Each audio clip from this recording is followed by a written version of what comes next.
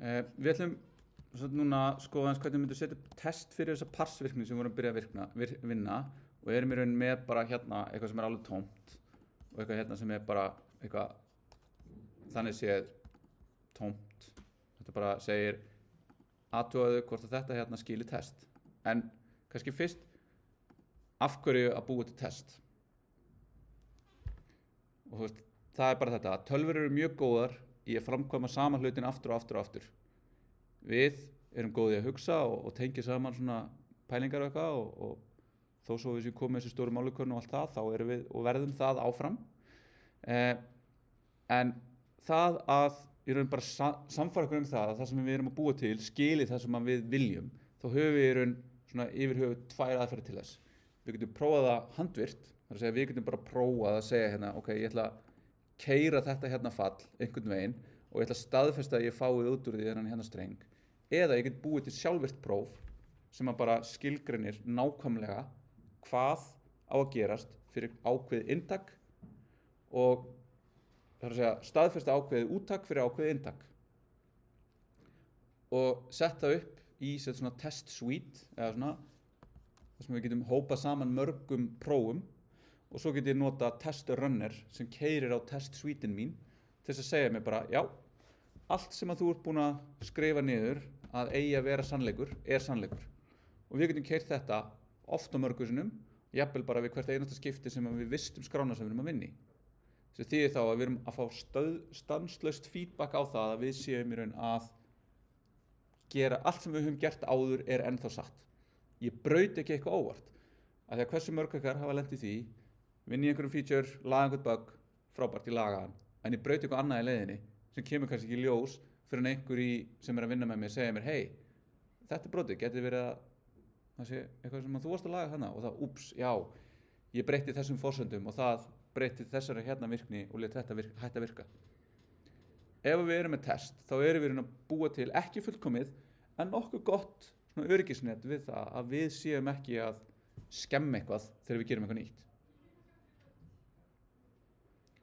Síðan ef við viljum fara lengra, að þá getum við hugsað testin sem aðstoð við það að hanna forritið okkar. Þá getum við farið yfir þessa test-driven development pælingu, þar sem að ég byrja á því að búa til testið. Og þá er ég að byrja á því að hugsa hvernig á API-ið á því sem ég er að vinna með að vera. Og þá bæði hvernig á fallið að vera, hvernig á inntakið á því að vera og líka hvernig úttakið á því að vera. Og þá jafnvel hvernig á einhverju flóknir gagnastruktúrur að vera. Og við erum þannig séð í þannig verkefni að við erum að vinna með svona tiltölulega flókin gagnastruktúr sem eru þessar spurningar. Það er að segja að við erum með hóp af spurningum og þær eiga sér einhvern flokk og þær eiga sér svör og spurningar og eitthvað og þetta er alveg eitthvað. Þannig að við getum byrjað að skoða hvernig við getum flutt þessa lógík okkar sem er hérna yfir í þennan pars pakka. Og þá erum við líka létt aðeins á þessari hérna skrá, þannig að hún verði ekki bara einhverja mörg hundru línur og útfæri allt. Heldur erum við bara að importa og exportum parsvirkninni og notum hana. Ok, hvað getum við byrjaði að prófa hér?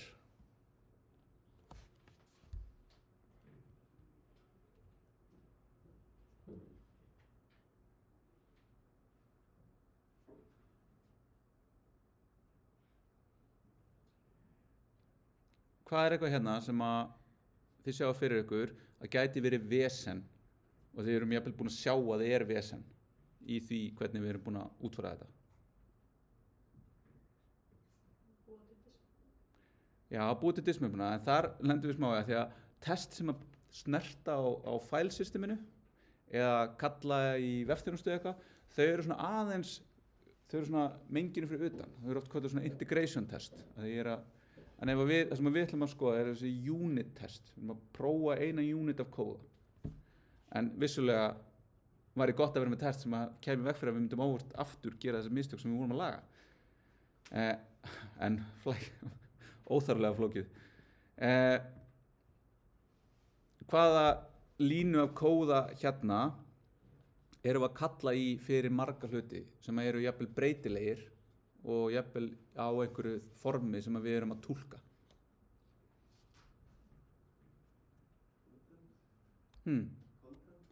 Contentið, já, og þá sér í lagi hérna að við erum að taka inn allt contentið og síðan erum við með þetta hérna. Hérna erum við með fall sem að við erum í raun að gefa okkur einhver ákveðnar forsendur, en eru þær alltaf réttar og eru þær jafnvel eitthvað sem við þurfum að laga, þegar við sáum að stundum kom 1, 2 eða 3 eða 4 eða 5 eða 6 eftir flokknum og stundum kom ekkert, eða flokknum var alltaf, en er það satt yfir allar spurningarnar? Stundum kom erfiðleikastig og stundum ekki. Hvernig erum við að túlka það alltaf rétt? Þannig að við erum hérna bara eitthvað að segja þetta kemur bara eitthvað quality og það er bara eitthvað any. Þannig að getum við einhvern veginn fastsett betur hvað það er sem við erum að vinna með. Þannig að við séum vissum að við dílum með þetta. Ok, það er bara best að taka allt þetta hérna fall og taka það og færa það hérna yfir í parse. Og þá sjáum við hérna að það kemur, ég ætla að minnka aðeins og við sjáum, að þá kemur hérna að þetta er ekki lengur skilgreint og ef við förum núna aftur í þetta og ég kveiki aftur á þessu JS check, þá fáum við núna villu hérna og hún segir, heyrðu, ég finn þetta ekki. Þannig að þetta er hjálplegt þó svo við séum ekki alltaf að fylgja þessu nákvæmlega, en þetta er hjálplegt við þetta. Þannig að ég get sagt hérna núna, parse line, hún vill ekki importa þig. Hún finnur þetta ekki. Af hverju er það? Ég er ekki að exporta þig. Já. Þannig ég þarf að gera hérna export function, þá sjáum við líka, áður en ég set það, þá segir hún is declared but its value is never read. Þannig að þetta er dauður kóði. Hann er hvergi notaður. Það er hægt að færa bara, það er sannanlega, hún hvergi kallaði þetta í þessari skrá, þannig að þetta er í raun hvergi notað. En ef við sem export, þá erum við að segja að þetta er eitthvað sem er notað af einhverjum öðrum. Þá get ég farið hér og ég get sagt add import from lib parse. Þá segir hún hérna eitthvað og nú fyrir hún að væla yfir típunum sem var ástæðan fyrir við slöktum á þessu í senasta tíma. Að við vildum ekki vera segja mér, já, ég veit, þetta er ekki nákvæmlega eins og hérna, eins og ég segi. Sama hér, property split does not exist on type number. Já, þetta var það sem við endum hana. Þannig ég getum allavega sagt hérna, ég get sagt string. Þá er þetta í lagi. Og svo skilar þetta Q og Q er þá þessari hérna típu. Og þetta er strengur. En er þetta alltaf strengur? Þetta segir að þetta sé fylki af strengjum. En hvað ef, þú veist, ég sendi bara inn tómastrengin? Þá er þetta strengur en allt hitt er undefined. Og þarna erum við fann að hugsa, ok, hvernig get ég prófa þetta? Þannig þá getum við farið hérna og við getum búið til nýjan hóp hérna undir, describe, og describe er þá bara, þetta býr til svona test suite, the name of the suite, which is displayed when reporting test results. Þá ætlum við að segja, það er bara parse line og það tekur inn, sem sagt, svo sjáum hérna, anonymous fall sem inniheldur síðan öll testin okkar. Þá getum við sagt hérna it og þá er þetta svona, það eru margar fílósófur um hvernig við höfum að skrifa test sem við segja, þú veist, við höfum að skrifa þau eins og við séum að lesa þau. It gerir eitthvað. It should parse the empty string and return null. Þá erum við farin að hugsa, ok, nú erum við farin að taka ákvörðun um það hvernig forritið okkar haga sér og hvernig API-inn á því er. Og þá segi ég hérna, það kemur aftur anonymous fall og þá segi ég að þetta er oft sett upp í sem sagt hérna arrange, act og assert. Arrange er bara koma, þú veist, þetta er það sem ég er að fara að prófa, þetta eru inntakið mitt. Act er hérna kallaði í það sem er verið að prófa og assert, ég er núna að athuga það sem að koma út er það sem ég hélt að myndi koma út. Þannig að range hérna getur verið bara input er tómistrengurinn. Act er að segja const result er parse line af input. Þá getum við jafnvel kalla þetta output, það rýmar betur. Og assert er að segja assert og þá það hérna, við sækjum það frá node assert og assert bara, ég hér til þess að hjálpa við það að segja A og B það sama eða ekki það sama. Þannig við getum sagt assert strict equal, þá getum við séð test strict equality between the actual and expected parameters as determined by object is. Og hér kemur eitthvað dæmi og það hérna. Þannig að þetta gerir ekki það sem gert í JavaScript ef við erum að nota 2 jafnómerki sem að typecasta áður en við erum að bera saman. Þannig að þetta strict. Þetta svo að segja 3 jafnómerki. Ok? Og þá segjum við output, af því að output það sem við fengum út og við ætlum að segja að það á að verða null. Ok, nú erum við búin að taka ákvörðun. Nú erum við í raun að gera þetta test first. Við erum að gera þetta svona test-driven. Mun testið okkar vera grænt eða rautt. Mun grænt, það keyrir og rétt, eða rautt, það keyrir og vitlaust.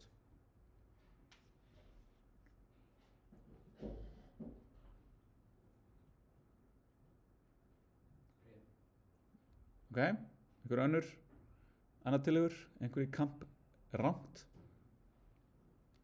Ok, þá bara prófið.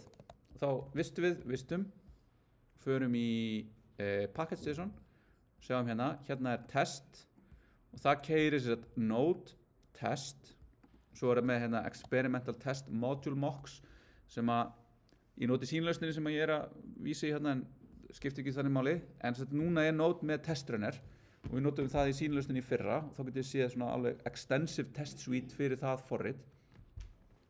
En áður en að node sem að fekk test runner bara í útgáfu, var í útgáfu 22 eða 20 og þá þurfti maður að nota eitthvað svona library og þá var yfirleitt nota Jest eða VTest en við ætlum bara að nota node test. Okay? Þá getur bara keypt npm test. npm test ein af 2 aðgerðum sem maður þarf ekki að setja run fyrir framan, hinn start. Keyrum það og fáum villu. Should parse the empty string and return null. Assertion error, expected values to be strictly equal. Actual, expected. Actual, þetta það sem kom. Expected það sem kom ekki og hérna með mínusnum. Hún gerir ráð fyrir að fá null, en hún fekk object, sem eins og ég sagði, með bara fyrsta stakinu sem tómastrengnum, allt hitt sem undefined. Og ef við skoðum útfærslun okkar, þá sjáum við að það það sem að í raun gerist, af því að ég kalla á split, line split á kommu aðferð sem að splitta string into substrings using the specified separator and return them as an array. Og útfærslan á þessu falli þannig að ef það ekkert að splitta á, þá fyrsta stakið í niðurstöðunni strengurinn sjálfur sem passa við þetta. Tómistrengurinn, hann hérna, category number verður tómistrengurinn, allt hitt verður undefined. Ok, og þá erum við sátt við þetta sem útfærslu og þetta sé að þetta skilir null eða eitthvað.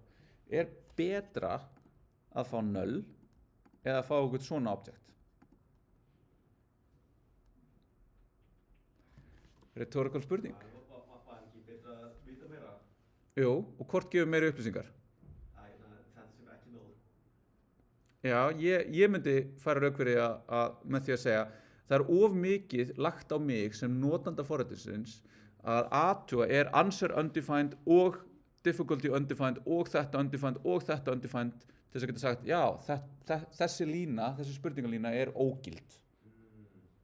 Ég vil bara að þú segir mér það. Þú veist, parseline á bara að segja mér, já, ég parsaði, hér fullkomlega legit spurning eða nei, hún var ekki gild. Af því ég vil færa alla flækjun á það að parsa þetta inn í þetta fall.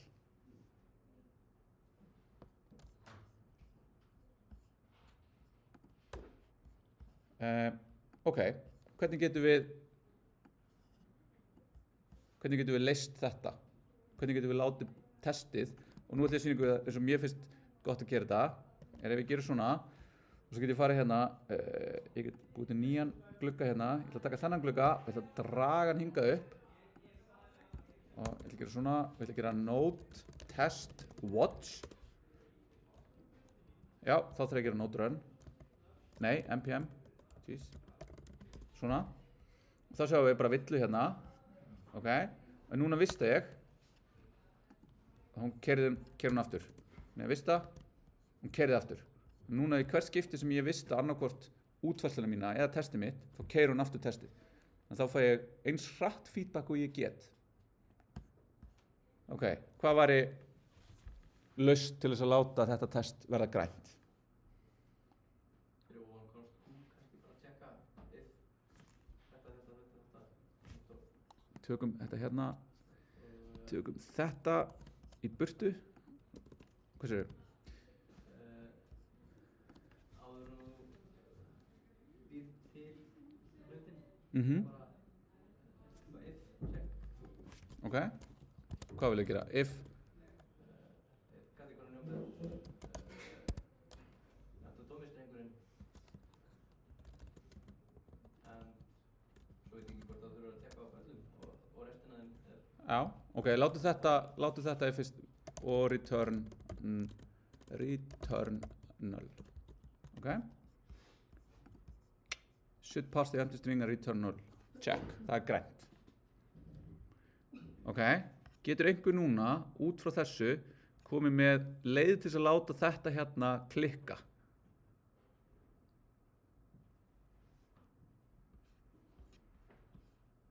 ef ég núna afrita bara þetta þegar nú er komið eitt test eitt unit, eitt test og bara eitt test case frekar fleiri test en flókin test ok nú bara fæ ég þetta aftur hérna hvað ef ég sendi þennan strengin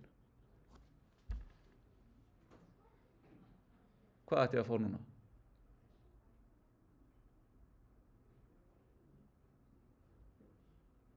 ætti ég ekki að fá null, er þetta ekki ógild spurning þannig séð ok, þannig að við erum samanlega þetta ætti ekki að skila okkur null ok en þessi er þetta rétt þú veist, er þetta rétt spurning ég myndi segja nei en út af því að núna er kategóri number ekki tómistrengurinn þá er þetta sagt vera rétt en sjáu þið núna, þú veist hvernig þetta er þetta fer okkur að hugsa, ok, hvernig get ég brotið forritið mitt hvernig gæti það klikkað á einhverju og ég núna í svona hreinu labbi verið að segja, hvað með þennan streng já, hann er rétt, þetta er rétt og þá sjáum við líka að það er þetta að eyða gífurlegum tíma í bara dúlla sig við að skrifa test og það er alveg hættulegt að svona, það er sagt stundum að fólk verið test infected að það bara ógeðslega gaman að búa til test af því að þú fær svo, þetta er svona dopamine hit, yes, testin er í lagi yes, ég ger nýtt test, yes, grænt fleiri test það er ekkert endilega frábært og það sem við getum þá gert á móti því er að passa okkur á því og þá er hérna coverage er test coverage okkar að fara upp erum við að auka það, erum við alltaf að testa saman hlutin aftur þannig að núna erum við með þetta er lítið að kóða sem við erum að testa en þá getum við keyrt þetta coverage og þá sjáum við hérna line coverage er hver einasta lína testuð er hvert einasta branch testað þannig ég geti sagt hérna if category number og subcategory jafnt og tómistrengurinn return null þá get ég keyrt aftur þá sé ég núna að line coverage er farið niður út af því að við testum ekki þetta hérna case við testum þessa línu ekki það er ekkert test case sem fer inn í þetta if við erum ekki með branch coverage að sömu ástæðu en ef ég myndi til dæmis vera með 3 hérna muniði úr boolean algebru eftir því sem að við fjölgum breytunum hvað gerist þá við fjölda möguleikana í úttakinu ef við erum með boolean breytu þá er það bara true eða false en ef við erum með 2 boolean breytur A og B hvað er þá margir möguleikar? 4 þetta er exponential vöxtur þannig að fá branch coverage á í raun allar svona er eitthvað sem er ekki alveg málið og þannig sjáum við líka að skrifa test getur ítt okkur í að skrifa einfaldri kóða út af því að þetta helst í hendur þetta er yin og yang, testið og kóðin sem við erum búið til en markmiðið í þessu verkefni og með þetta er að þið skrifið test fyrir að minnstakosti 50% af línunum í að ég held pars og HTML generationinu. Þannig að það er ekki, þið er ekki að vera að testa allt 100%. Ég gera það í minni sýnilaust og þá sjáum við bara hvernig test og hvað er hægt að gera í því. En ef að við kannski aðeins spýtum í lófana hérna og búum bara til það sem ég myndi segja að vera kannski betra test case er að segja, áður en að gera þetta, að segja bara hérna if split length ekki jafnt og 6 return null. Er þetta ekki 6 partar? Sjáum hvernig það virkar. Það coverar bæði casein sem við vorum með og í hérna einni if-skipun. Og það geti alveg verið að það sé nóg. Þannig að við viljum bara segja að það er bara fínt og við erum með test þangað til annað kemur í ljós. Það ætla að segja bara aftur watch. Cool. Og nú ætla ég að fara input og ég ætla að segja við ætla bara að eyða þessu it should parse a legit question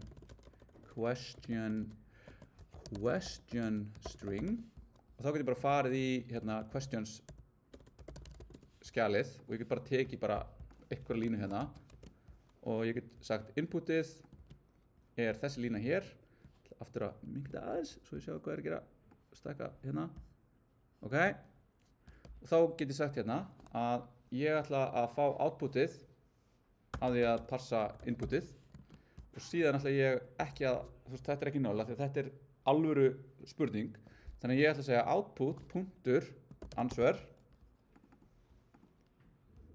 og hérna bætir við eftir því að ef ég gerir svona þá verður að segja heyrðu, output gæti reyndar verið null þannig að ef ég set spurningamerki hérna að þá er answer annarkvort strengurinn eða undefined þannig að það er alltaf læg og answerið á að vera 1801 eða ég get bara sagt hérna answerið á að vera A bara til einföldunar þá get ég bara sagt hérna þetta á að verða Q þá ætla ég að afrita þetta og segja question á að vera Q og ég ætla að afrita og svo þurfum ég að muna hérna ok, category number á að vera 1 ok, villa should parse a legit question string ok 4 er ekki jafnt á 1 og ég er náttúrulega að hoppa yfir þetta hérna, ég ætla að vera 4 en hérna gerði ég mistök spurningamerki að ég sagði, þetta er talan 4 en þegar ég parsaði þetta hérna þá er ég bara að setja sem strengin 4 nú er þetta svona núans viljum við þetta sé strengurinn 4 eða talan 4 skiptir ekki öllu bara svo lengi sem við erum consistent svona og nú erum við góð en svona getum við haldið áfram að skrifa test fyrir einhvern kóðunum okkar og þið ætlum bara að æfa þetta aðeins bara skrifa test fyrir einhver smá kóða hjá ykkur við erum með hérna þá erum við komið með hérna Q is possibly null þannig að nú er þessi breyting á viðmótun okkar að segja að svari geti hugsanlega verið null farið að dreifa sínu forritið okkar þannig að nú þurfum við að taka afstöðu til þess hérna og þá getum við sagt Q og hérna þannig ég veit þá að Q er ekki null að því að nú sjáum við að questions hérna er fylki af niðurstöðun okkar eða null þannig að þá erum við að segja hérna já en þú veist ekki að þetta sé ekki null ok svo get ég farið hérna og sagt npm run build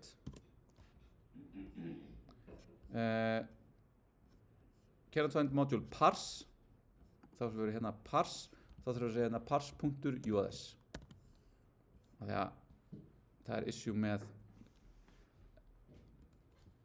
module resolution þetta á að vera svona en Visual Studio Code vill shortcuta þetta eins og mjög mörg tól gera þar sem við þurfum ekki að setja endinguna en við þurfum að setja endinguna ef við erum ekki með neitt annað sett upp en nót svona og þetta generataði fyrir okkur og buildið okkar virkar ég ætla að segja git add .git commit feat sem er þá feature ég er að nota conventional commit messages sem eru svona hluti sem maður gerur oft add parse to parse to lib parse and add tests. Ok, svo ætlum við að gera git push, flott, og þá er ég núna að keyra þetta og vonandi er þetta bara í lagi. En svo fyrir að gera eitthvað meira, það er ekki sem að passa svona upp á að ég keyri testi mín. Þannig ég ætla að setja hérna GitHub action, klárum það líka hérna í flýti. Það er núna npm run lint, það er lagi, en const foo info1, það setja bara eitthvað hérna sem lætur það klikka. Ok, þannig við erum með hérna, ok, það er ein lintingvilla og það er testvilla. Og nú segjum við sem svo, ég var bara að flýta mér, ég glemdi að keyra testi mín, ég glemdi að keyra lint áður en tjekka þeim. Það er ekkert sem að svona grípur mig aukalega. Þá getum við sett upp í GitHub, og ég ætla núna að afrita hérna úr vf2 2025 vaf1 sýnilaust, skriptu eða skilgreiningu á því að láta GitHub keyra fyrir mig.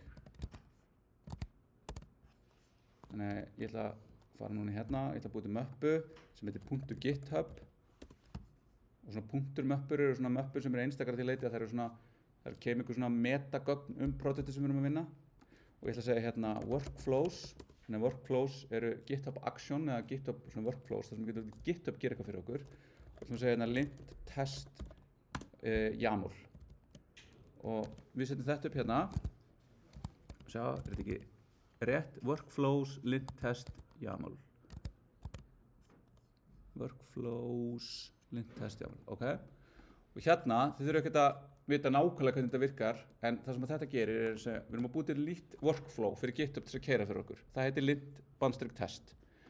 Þegar við pushum á main, eða við búum til pull requestu inn á main, þá ætlum við að keyra jobs.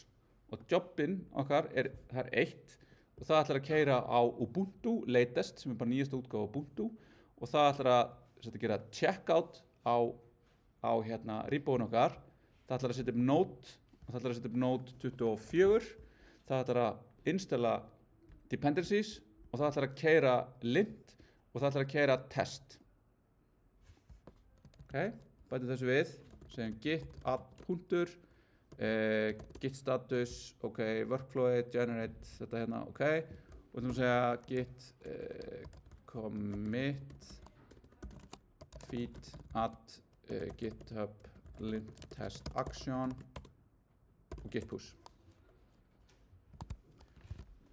svo ætlum við að kíkja aftur í þetta repo hérna og núna erum við búin að segja að þetta workflow eigi að keyra þá held ég reyndar að við þurfum að pússa einu sinni aftur þannig að við ætlum að gera check hérna git add punktur, git commit trigger eða bara check-in